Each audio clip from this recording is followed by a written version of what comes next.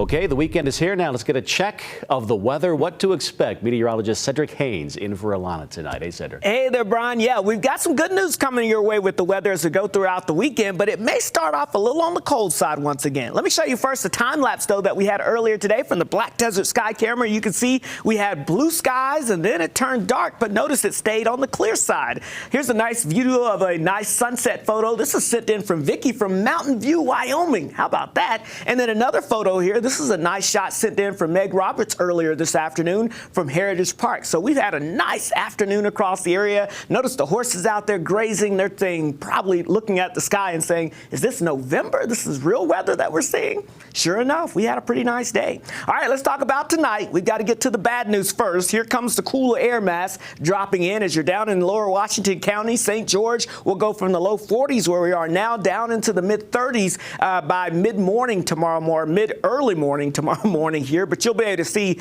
again, at least temperatures will probably flirt with or hover just above freezing as you get down towards lower Washington County. Now, it's a different story along the Wasatch Front as these mid-30s will quickly drop into the low 30s, and probably by the time you wake up tomorrow morning, these temperatures will be below freezing. In fact, let me show you where I think we bottom out, I guess, tomorrow morning. About 31 in Salt Lake City, but 25 in Logan, 21 in Delta, about 30 in Price, 26 in Hanksville, 27 Escalante, and 29 in Cedar City. There you see that 34 in St. George. But either way, it's still going to be a cold night. Now, our Saturday will have some sunshine, and that'll help rebound these temperatures a little bit. It's still going to be on the cool side with these numbers still below average, but it's warmer than what we saw today in most locations and probably warmer than what we saw for most of this past week, actually, in many spots. We'll go with about 53 in Salt Lake City, about 62 in St. George, but everyone else will likely hover into the 50s to right around the upper 40s to right around 50, I should say.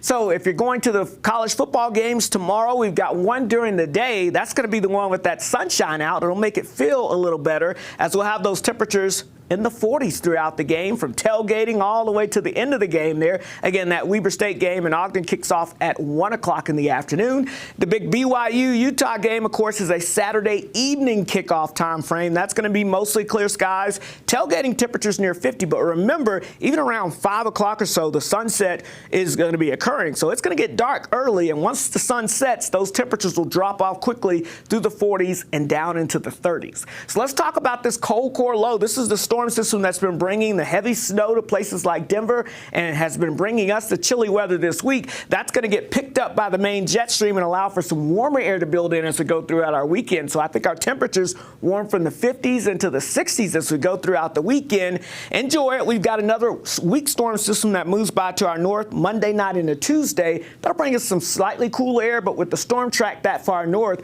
we're not going to see the coldest of the air, nor will we see a ton of moisture with it. And then look at this, a warming trend right behind it as we get towards the middle of next week. As far as precipitation goes, you've got a lot of the snow that's going to be ending finally over towards Colorado, and we stay dry all the way till about Monday into Tuesday. That's when our next chance of precipitation will occur, and then we'll wait to see if we see a wetter pattern by the time we get towards the end of the week. But we're right about where we should be so far for the month. In St. George, you can see nice weekend ahead with temperatures nearing 70 by Veterans Day, and the Wasatch Front not too bad for the weekend. Maybe a few rain or snow showers late Tuesday. That's your forecast. Have a great weekend, everybody. We'll toss it back to you now. Cedric, thanks so much.